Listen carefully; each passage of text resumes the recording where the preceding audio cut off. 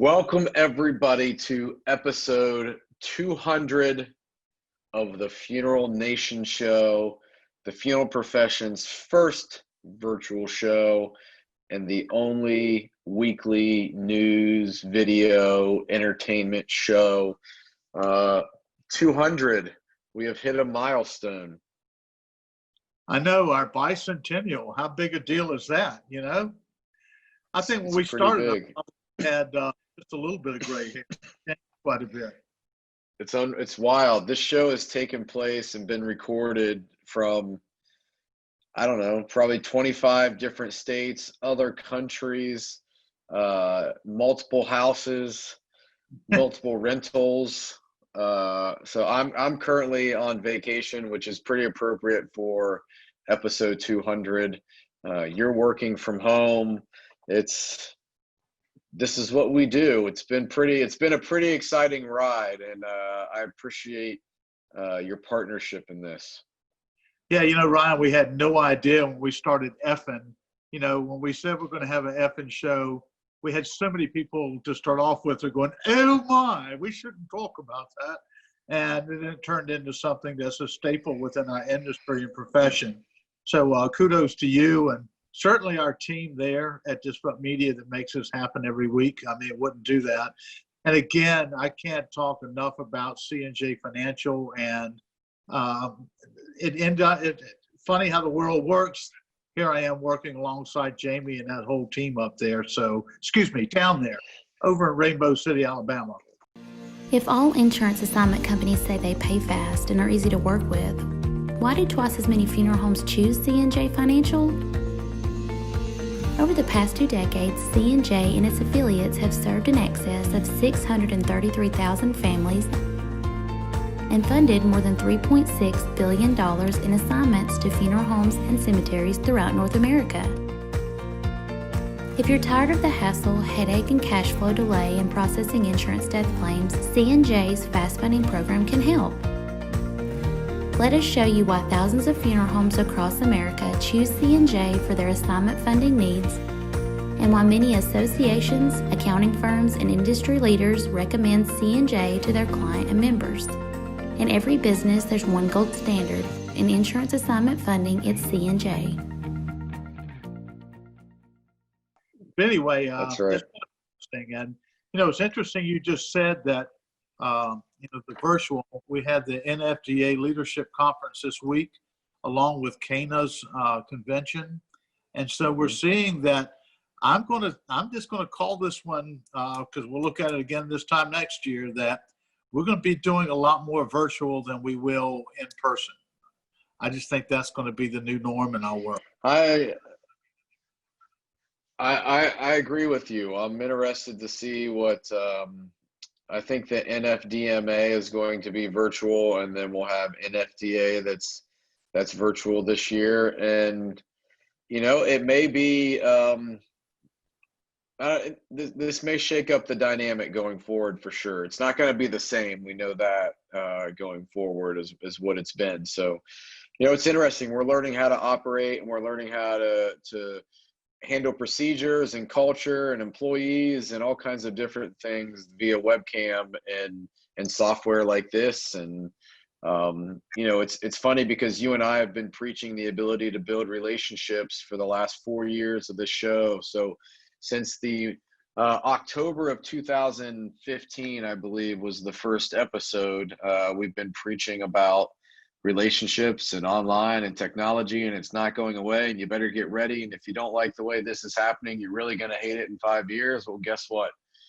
We're almost there, and things aren't going back to the way that they were. So I had a young lady in mortuary school ask me yesterday during the CANA exhibit hours, is it really that hard for funeral homes to build relationships and market? Because I keep getting told how difficult it is.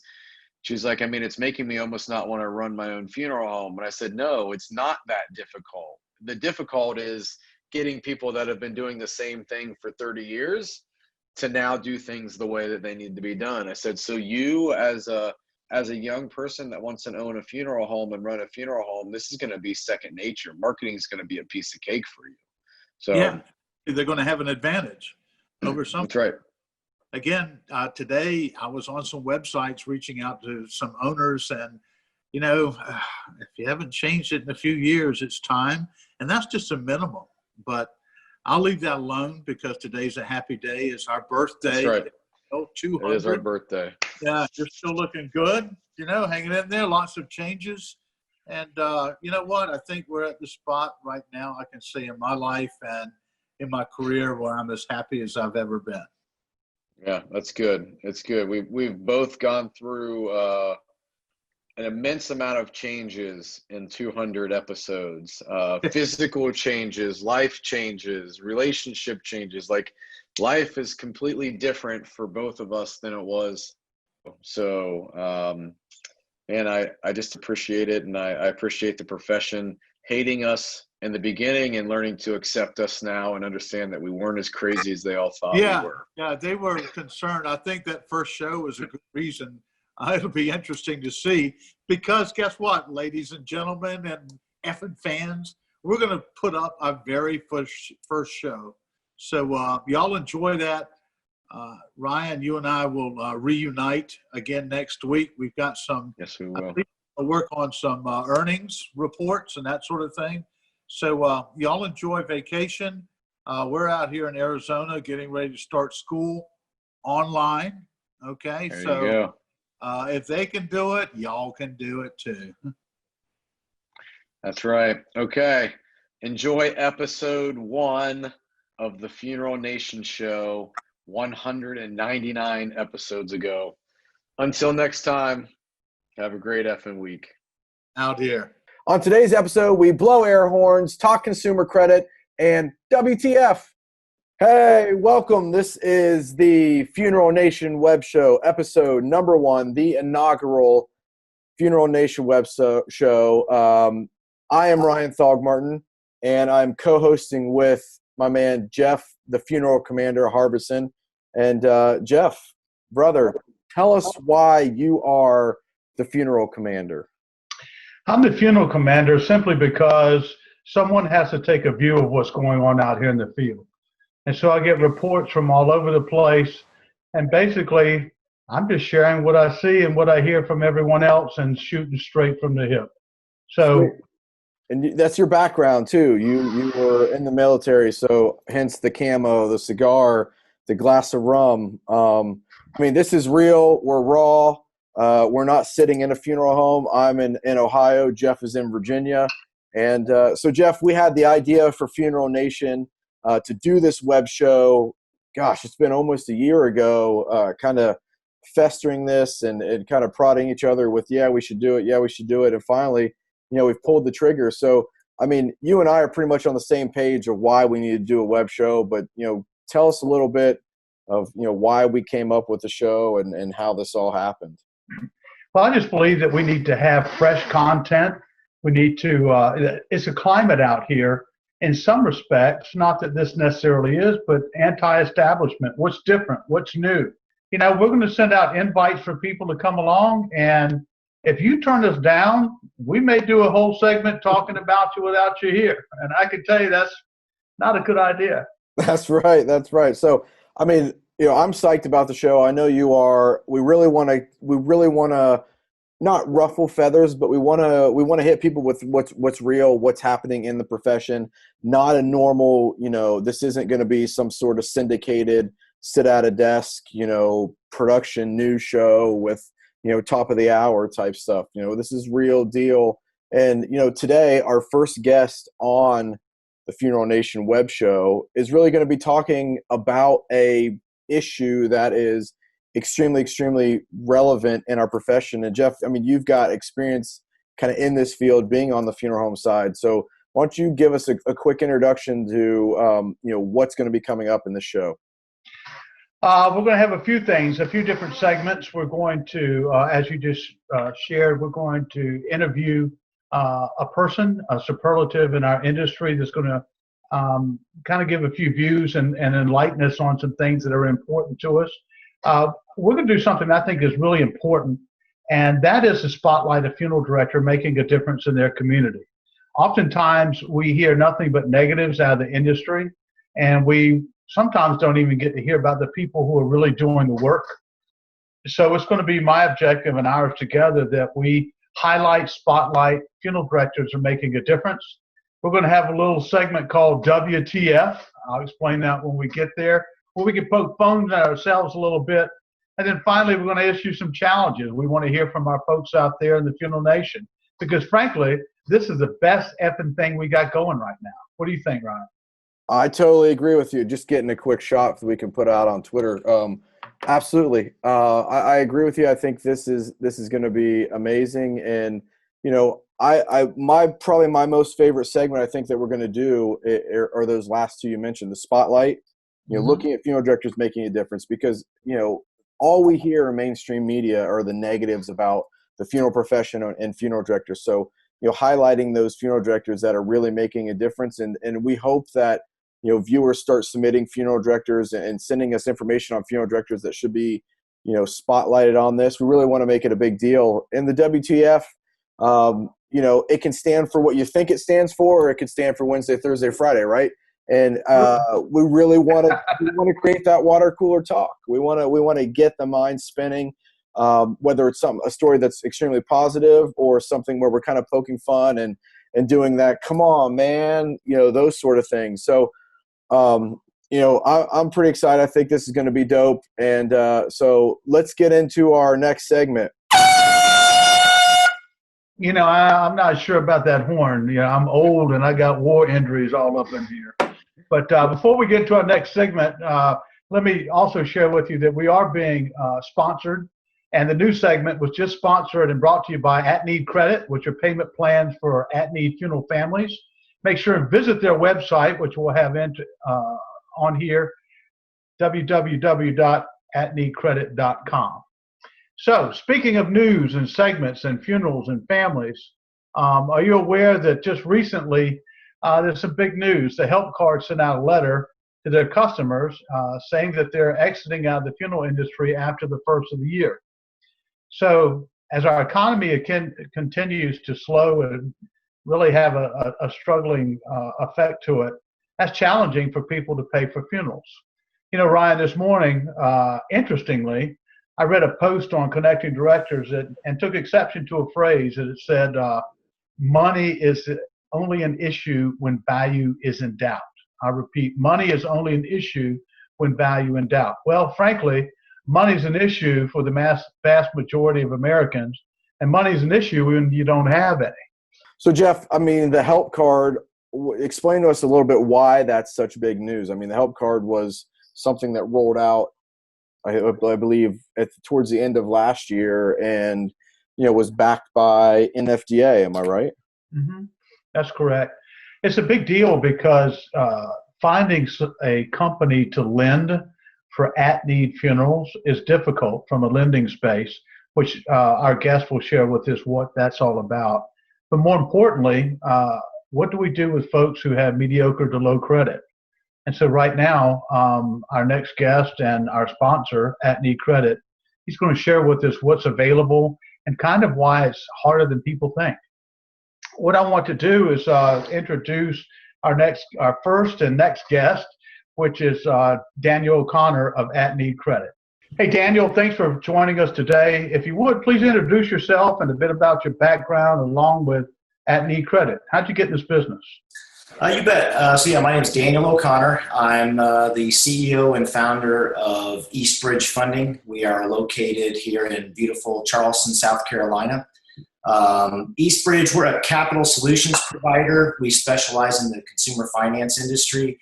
We're on our 9th year, and the majority of what we do is we build, fund, and manage consumer finance programs for retailers and service providers that generally would sell what we call a pricier good or service, such as jewelry, cosmetic surgery, furniture. And those retailers would use the programs that we develop to offer finance options to those customers, to their customers who might use that financing to pay for those goods or services. So one of the industries that I've been actively involved in since I got in the finance business has been the funeral industry. As we all know, funerals aren't cheap, and having a finance option that families that don't have pre-need or accessible cash or credit on hand, if they could use that finance option to make payment arrangements, that really helps the funeral director, the family, everybody involved. So a couple of years ago, myself, along with a funeral home owner, actually, we partnered up and created a funeral financing program called At Need Credit. So you're doing something new, direct to consumer with At Need Credit in the funeral profession. So can you talk a little bit about what you guys are doing in the funeral space?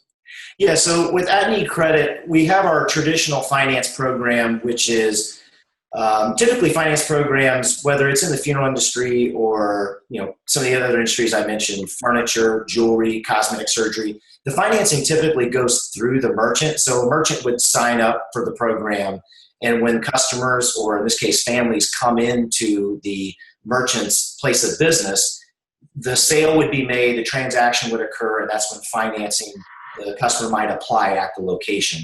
So we have that traditional program that we've developed, but one of the unique things that we're working on now, we hope to have ready by the end of this year, first part of next year, is a direct-to-consumer program, which I think will be big in the funeral space. That will be a different option where customers can actually go to our bank directly and apply for financing. Those approved applicants would have the funds deposited directly into their bank accounts, and then they could withdraw those funds and come into the funeral home and pay for their arrangements. Nice. Wow. Interesting. So, I mean, that's extremely different, right? We haven't seen before where the consumer can go outside of a normal bank and get credit directly for a funeral, right? Right. I mean, customers could always walk into their neighborhood bank and ask for a loan, but in those circumstances, those are going to be unsecured loans, and they're not easy to get, and you have to have really good credit to get an unsecured loan from a bank. And sometimes they might ask you to put up some type of collateral, which a lot of families just won't have. So this program will be different in that it will allow family members of various credit types to be able to go get a direct loan from a bank and have access to those funds relatively quickly. Hey, that's a really interesting point you bring up, Daniel. What's different about At Need Credit compared to typical lenders? Because I understand that you guys really will finance just about anybody. Yeah, so At Need Credit's different in that we've developed the program to work for those that have good credit. Obviously, any finance company that goes into any industry is excited about financing people with good credit. That decreases your risk. But in the funeral home industry, because of the nature of the transaction, a lot of times families are saying, look, I don't have cash on hand. I don't have accessible credit. I don't have pre-need insurance. What can you do to help me? Many times those families are going to have credit issues, and we understand that. So we've developed our program to not only cater to those people that can get credit on a usual basis wherever they apply. And our program does take care of those individuals. But we've developed some unique programs that will help those families that have limited or challenged credit as well. And that's pretty unique in the industry. And I think that's one of the reasons why funeral financing programs haven't been readily available in the past and haven't really succeeded that well in the past, because they haven't been able to cater to all types of credit demographics like our program does. Right. Before we move forward, some things I hear, and as a funeral home owner, I'm going to tell you that if people have great credit, they generally don't need it at a funeral home. Right. Access to it. So another piece that I read that you guys also have is that you can have more than one person on the loan, so up to 4 family members. Is that right? Yeah, so we do a traditional cosigner model, but what's unique about our programs, especially for the challenge credit side, is we do what we would call joint borrowers. So we can actually put up to, as you mentioned, Jeff, 4 people on a loan, and they all kind of share in the payment. So it really is able to, from a family standpoint, spread the burden around, so it's not put on one family member to pay for the monthly payment for that funeral loan. Up to 4 family members can participate in that payment, and but it's all one loan document, and that's very brilliant as well. That's brilliant. Good job. Thank you. So Daniel, how can funeral directors take advantage of this new service?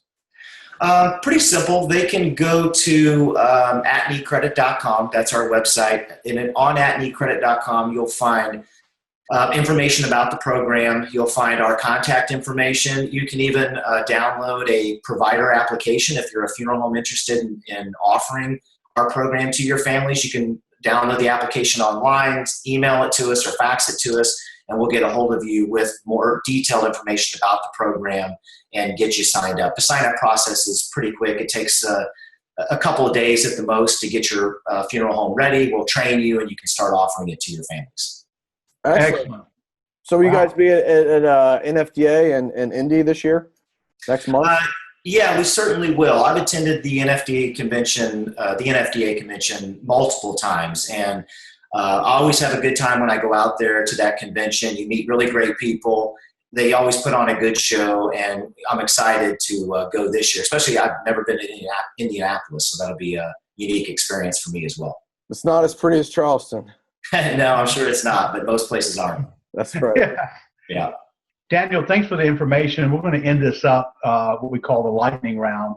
Will you share with us, from your perspective in the lending industry, what you see for consumers in the future as far as lending is concerned, especially in the funeral space? Yeah, good question. It's always tough from a lending perspective to finance services.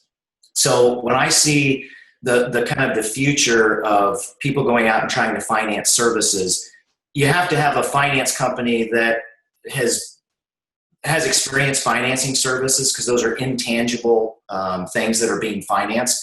When I finance a product such as a sofa or a diamond ring, I know what the customer got. I know they walked out of the store and they got what they paid for. When I'm building a program for a service such as funeral services, which is particularly difficult to do from an underwriting standpoint, it's intangible. So it's hard for me to know, did the customer feel like they got what they paid for when the funeral is all said and done? And all those things lead to changes in the risk model, which make changes in the program. So one of the benefits that we have here is that, and for our clients, is that my partner is a funeral home owner. So it's very beneficial for me to have his insight when we're building these programs, and the programs that we've used in the past as well as ones we're developing for the future, is that he gives us insight on the types of credit that we're going to see coming in the door, how the transaction takes place from start to finish with a funeral director. And those really help us from an underwriting standpoint, and it's kind of opened my eyes to the industry as well as our capital providers,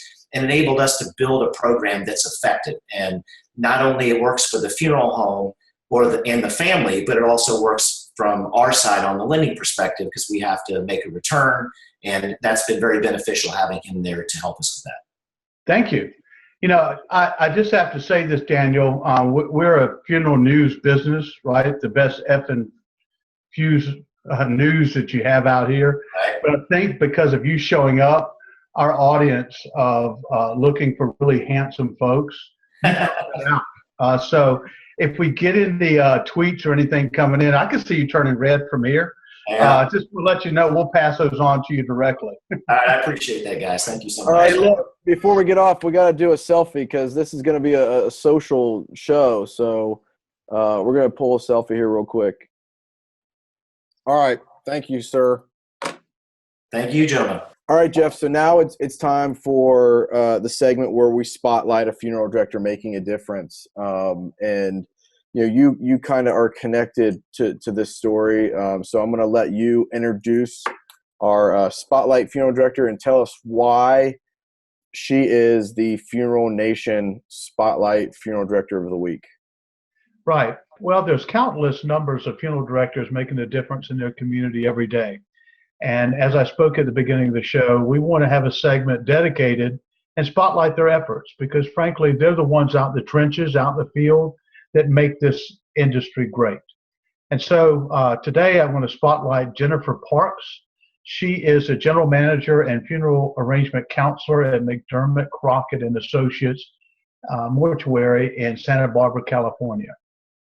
What I'm going to do is sort of paraphrase the information that was sent in about what she did and to her spotlight event.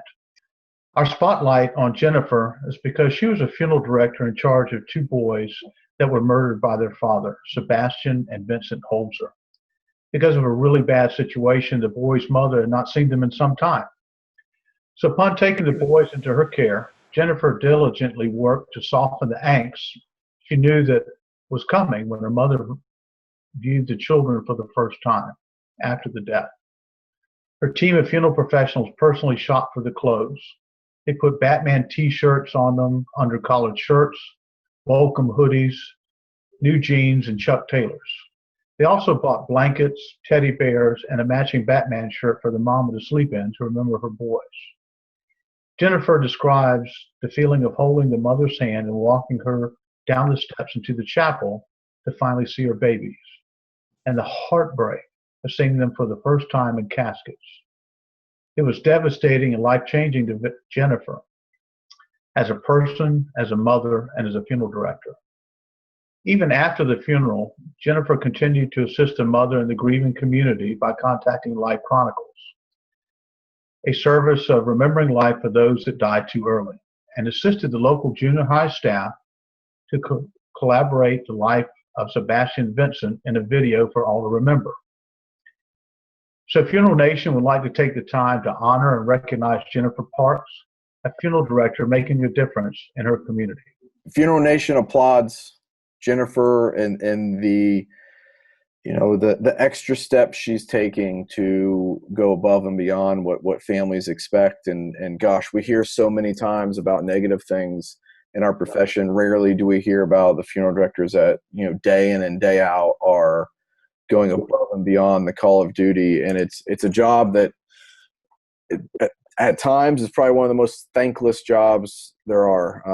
Funeral directors are taken for granted every day for what they do. So we applaud Jennifer and what she's doing. And again, Funeral Nation viewers, submit to us funeral directors that we can highlight and put a spotlight on that are going above and beyond and doing things in their community outside the norm of what is required by a funeral director.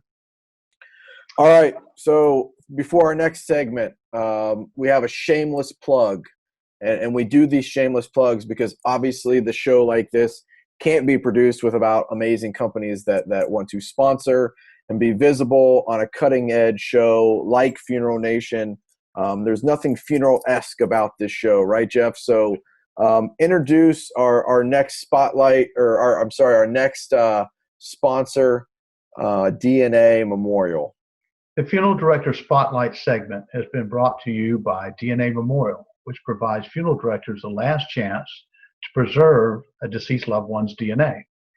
DNA Memorial keeps DNA alive after death. For more information, visit them at www.dnamemorial.com. Gosh, we see funerals advertised and funeral homes advertising in such ridiculous ways, we should say. I mean, it's amazing to have the ROI conversation with a funeral director about social media, and they care so much about the ROI of social media and the things that we can measure, but they don't care about bus stop ads and they don't care about park bench ads where you can't measure what is the ROI of that. So this next image is funeral with the little wavy guy. I mean, come on, man. I know. If we were ESPN, that would be our statement. Instead of going Wednesday, Thursday, Friday, WTF? Come on, man. Hey, look, guys, we need to get social out here. We need to get into social media and reaching consumers where we can find them. You know what? That's even something that comes out of our Bible. Go where they are, okay? So I'm not quite sure that having a funeral blow-up guy that looks like it's at a used car lot or somewhere is the answer. But come on, man. Come on, man. All right. Okay, so that's our WTF section or segment. I only predict that this is going to get wilder and wackier as we go forward with this. But look, if you want to connect with us, you have to do it through social media. So twitter.com/Funeral Nation TV or facebook.com/Funeral Nation TV. Connect with us there. Send us messages. Send us suggestions of funeral directors for our spotlight or WTF segments, or hey, you guys should interview these people. We want to have this be a dialogue, a two-way conversation, provide value for our profession. And we know funeral directors are wanting more than what's out there. So Funeral Nation is that opportunity to get what you want to hear, and we're going to go above and beyond that because we're going to feed you what we think you want to hear. Sorry, how it's going to work. So at Funeral Nation TV on Twitter, Facebook.com/Funeral Nation TV, or use the hashtag Funeral Nation TV. We will be monitoring that and replying. All right, Jeff, we are on to our last shameless plug. And their last shameless plug is going to be for Funeral Social. FuneralSocial.com is the brainchild of Disrupt Media. It's the only full-service funeral social media strategy process designed specifically for funeral homes and funeral companies. And if you want to find out more about Funeral Social, go to FuneralSocial.com. Okay, Jeff. What do we got coming up in the next episodes? We're pretty psyched about the things that we have lined up. So give the peeps a preview. Hey, I'm really excited. We're on the next effing show, right?